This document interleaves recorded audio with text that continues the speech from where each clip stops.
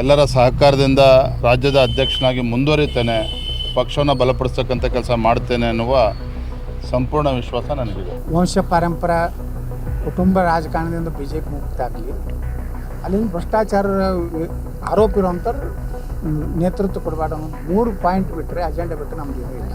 ಆದ್ರೆ ಈ 3 ಪಾಯಿಂಟ್ನಾಗ ಇರಲಾರ್ದಂಥವ್ರು ಆಗಬಾರ್ದು. ಮೂರು ಪಾಯಿಂಟ್ ಯಾವ ವಿಜೇಂದ್ರ ಹೆಸರು. ಬಿಜೆಪಿ ರಾಜ್ಯಾಧ್ಯಕ್ಷ BY ವಿಜೇಂದ್ರ ವಿರುದ್ಧ ಯತ್ನಾಳ್ ಬಣದ ಸಮರ ದಿಲ್ಲಿಯಲ್ಲಿ ಮುಂದುವರೆದಿದೆ. ದೆಹಲಿಯಲ್ಲಿ ಬಿಜೆಪಿ ಭಿನ್ನರ ಚಟುವಟಿಕೆ ತೀವ್ರಗೊಂಡ ಬೆನ್ನಲ್ಲೇ ರಾಜ್ಯಾಧ್ಯಕ್ಷ ಸ್ಥಾನದಲ್ಲಿ BY ವಿಜೇಂದ್ರ ಅವರೇ ಮುಂದುವರಿತಾರಾ ಅನ್ನೋ ಪ್ರಶ್ನೆ ಪಕ್ಷದಲ್ಲಿ ಕೇಳಿ ಬರತೊಡಗಿದೆ. ಭಿನ್ನ ನಾಯಕರು ದೆಹಲಿಯಲ್ಲಿ ಬೀಡು ಬಿಟ್ಟಿದ್ದಾರೆ. 2 ದಿನಗಳಿಂದ ವರಿಷ್ಠರ ಜೊತೆ ಚರ್ಚೆ ನಡೆಸುತ್ತಿದ್ದಾರೆ. ಪಕ್ಷದ ರಾಷ್ಟ್ರೀಯ ಸಂಘಟನಾ ಪ್ರಧಾನ ಕಾರ್ಯದರ್ಶಿ BL ಸಂತೋಷ್ ಸೇರಿ ಇತರರನ್ನ ಭೇಟಿ ಮಾಡಿ ಚರ್ಚೆ ನಡೆಸಿದ್ದಾರೆ. ಗೃಹ ಸಚಿವ ಅಮಿತ್ ಶಾ ಭೇಟಿ ಮಾಡೋಕೆ ಪ್ರಯತ್ನ ನಡೆಸ್ತಾ ಇದ್ದು, ಸಾಧ್ಯವಾಗದೇ ಇದ್ರೆ ಬುಧವಾರ ಬೆಂಗಳೂರಿಗೆ ಭಿನ್ನಮತೀಯರ ಬಣ ವಾಪಸ್ ಬರಲಿದೆ. ಅಮಿತ್ ಶಾ ಸಮಯಾವಕಾಶ ಕೊಟ್ಟಲ್ಲಿ ಮತ್ತೊಮ್ಮೆ ದೆಹಲಿ ಯಾತ್ರೆ ಕೈಗೊಳ್ಳುವ ಬಗ್ಗೆನೂ ಯತ್ನಾಳ್ ಬಣದ ಮುಖಂಡರು ಚಿಂತನೆ ನಡೆಸಿದ್ದಾರೆ ಎನ್ನಲಾಗಿದೆ. ಯತ್ನಾಳ್ ಬಣದಲ್ಲಿ ಗುರುತಿಸಿಕೊಂಡಿರುವ ರಮೇಶ್ ಜಾರಕಿಹೊಳಿ, ಕುಮಾರ್ ಬಂಗಾರಪ್ಪ, ಶ್ರೀಮಂತ್ ಪಾಟೀಲ್, NR ಸಂತೋಷ್ ಸೇರಿದಂತೆ ಪ್ರಮುಖರು BL ಸಂತೋಷ್ ಅವರನ್ನ ಭೇಟಿ ಮಾಡಿ ರಾಜ್ಯ ಬಿಜೆಪಿಯಲ್ಲಿ ನಡೆಯುತ್ತಿರುವ ಆಂತರಿಕ ಕಲಹದ ಬಗ್ಗೆ ಮಾಹಿತಿ ನೀಡಿದ್ದಾರೆ. ಅಲ್ಲದೆ ವಿಜೇಂದ್ರ ಅವರನ್ನ ರಾಜ್ಯಾಧ್ಯಕ್ಷರನ್ನಾಗಿ ಮುಂದುವರಿಸಬಾರದು, ಅವರ ಬದಲಿಗೆ ಬೇರೊಬ್ಬ ಸಮರ್ಥರನ್ನ ನೇಮಿಸಬೇಕು ಅನ್ನೋ ಬೇಡಿಕೆ ಇಟ್ಟಿದ್ದಾರೆ.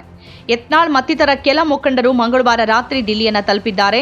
ಬುಧವಾರ ಕೇಂದ್ರ ಸಚಿವ ಅಮಿತ್ ಶಾರನ್ನ ಭೇಟಿ ಮಾಡಿ ತಮ್ಮ ಅಹವಾಲು ಸಲ್ಲಿಸೋಕೆ ಯತ್ನಾಳ್ ಬಣದ ಮುಖಂಡರು ಪ್ರಯತ್ನ ನಡೆಸುತ್ತಿದ್ದಾರೆ. ಮಂಗಳವಾರ ಯತ್ನಾಳ್ ಬಣದ ಮುಖಂಡರು ರಾಜ್ಯವನ್ನ ಪ್ರತಿನಿಧಿಸುವ ಕೇಂದ್ರ ಸಚಿವರು ಹಾಗೂ ಸಂಸದರನ್ನ ಒಬ್ಬೊಬ್ಬರಾಗಿ ಭೇಟಿ ಮಾಡಿ ವಿಜೇಂದ್ರ ವಿರುದ್ಧ ಅಭಿಪ್ರಾಯ ರೂಪಿಸುವ ಪ್ರಯತ್ನ ನಡೆಸಿದ್ದಾರೆ. ರಾಜ್ಯದ ಹೆಚ್ಚಿನ ಬಿಜೆಪಿ ಸಂಸದರು ವಿಜೇಂದ್ರ ಅವರನ್ನ ಮುಂದುವರಿಸುವ ಬಗ್ಗೆ ಯಾವ ಅಭಿಪ್ರಾಯ ವ್ಯಕ್ತಪಡಿಸುತ್ತಾರೆ ಅನ್ನೋದರ ಮೇಲೆ ಮುಂದಿನ ಬೆಳವಣಿಗೆಗಳು ನಿರ್ಧರಿತವಾಗಬಹುದು ಅಂತ ಹೇಳಲಾಗ್ತಿದೆ. ವಿಜೇಂದ್ರ ಅವರನ್ನ ಬದಲಿಸುವ ಏಕೈಕ ಉದ್ದೇಶ ಹೊಂದಿರುವ ಯತ್ನಾಳ್ ಬಣದ ಮುಖಂಡರು ಪಕ್ಷದ ರಾಷ್ಟ್ರೀಯ ಘಟಕದ ಮೇಲೆ ಪ್ರಭಾವ ಬೀರುವಂತ ಇತರ ನಾಯಕರನ್ನು ಭೇಟಿ ಮಾಡಿ ಮನವರಿಕೆ ಮಾಡಿಕೊಡೋದ್ರಲ್ಲಿ ನಿರತರಾಗಿದ್ದಾರೆ ಅಂತ ಮೂಲಗಳು ತಿಳಿಸಿವೆ. ಈ ಬಾರಿ ಮಾಡು ಇಲ್ಲವೇ ಮಡಿ ಹೋರಾಟ ನಮ್ದು ಅಂತ ದೆಹಲಿ ಯಾತ್ರೆ ಕೈಗೊಂಡಿರುವ ಯತ್ನಾಳ್ ಪಕ್ಷದ ರಾಜ್ಯಾಧ್ಯಕ್ಷ ಸ್ಥಾನಕ್ಕೆ ಚುನಾವಣೆ ನಡೆಯಲೇಬೇಕು ಅಂತ ಪಟ್ಟಿಡಿದಿದ್ದಾರೆ. ಚುನಾವಣೆ ಮಾಡದೆ ವಿಜೇಂದ್ರ ಅವರನ್ನ ಮುಂದುವರಿಸುವ ನಿರ್ಧಾರ ಕೈಗೊಂಡಲ್ಲಿ ಮುಂದೆ ನಮ್ಮ ನಿರ್ಧಾರ ಕೈಗೊಳ್ತೀವಿ ಅಂತ ಹೇಳಿರುವ ಯತ್ನಾಳ್ ಅವರ ಹೇಳಿಕೆ ಬಿಜೆಪಿಗೆ ತಲೆನೋವಾಗಿದೆ. ಇತ್ತ ವಿಜೇಂದ್ರ ಅವರು ತಾವೇ ಅಧ್ಯಕ್ಷ ಸ್ಥಾನದಲ್ಲಿ ಮುಂದುವರಿಯುವ ವಿಶ್ವಾಸವನ್ನ ಪದೇ ಪದೇ ಬಹಿರಂಗವಾಗಿ ವ್ಯಕ್ತಪಡಿಸುತ್ತಿದ್ದಾರೆ.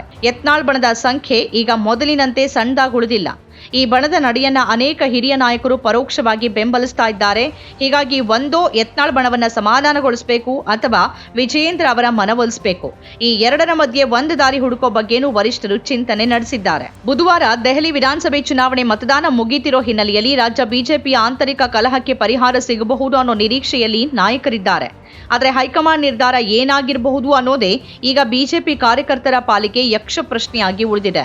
ಒಂದು ಕಡೆ ಭಿನ್ನ ನಾಯಕರು ದೆಹಲಿಯಲ್ಲಿ ಬೀಡು ಬಿಟ್ಟು ಪಕ್ಷದ ವರಿಷ್ಠರನ್ನ ಭೇಟಿ ಮಾಡಿ ರಾಜ್ಯಾಧ್ಯಕ್ಷರ ವಿರುದ್ಧ ದೂರು ನೀಡೋಕೆ ಮುಂದಾಗಿದ್ರೆ, ಇತ್ತ ಬಿಜೆಪಿ ಅಧ್ಯಕ್ಷ BY ವಿಜೇಂದ್ರ ಅವರ ಬೆಂಬಲಿಗರು ಬುಧವಾರ ಬೆಂಗಳೂರಿನಲ್ಲಿ ಮಾಜಿ ಸಚಿವ ಕಟ್ಟಾ ಸುಬ್ರಹ್ಮಣ್ಯ ನಾಯ್ಡು ಮನೆಯಲ್ಲಿ ಸಭೆ ನಡೆಸಿ ಹೋರಾಟದ ಪ್ರತಿ ತಂತ್ರ ಹೆಣೆಯೋಕೆ ಸಿದ್ಧತೆ ನಡೆಸಿದ್ದಾರೆ.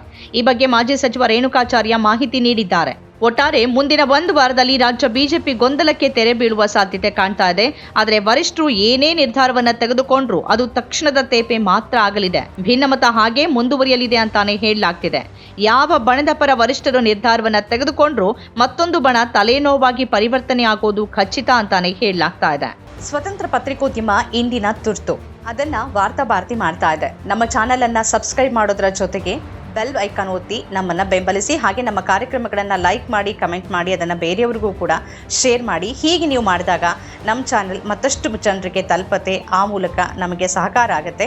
ಇದು ನೀವು ಯಾವುದೇ ಖರ್ಚಿಲ್ಲದೆ ಮಾಡಬಹುದಾದ ಸಹಕಾರ. ಧನ್ಯವಾದ.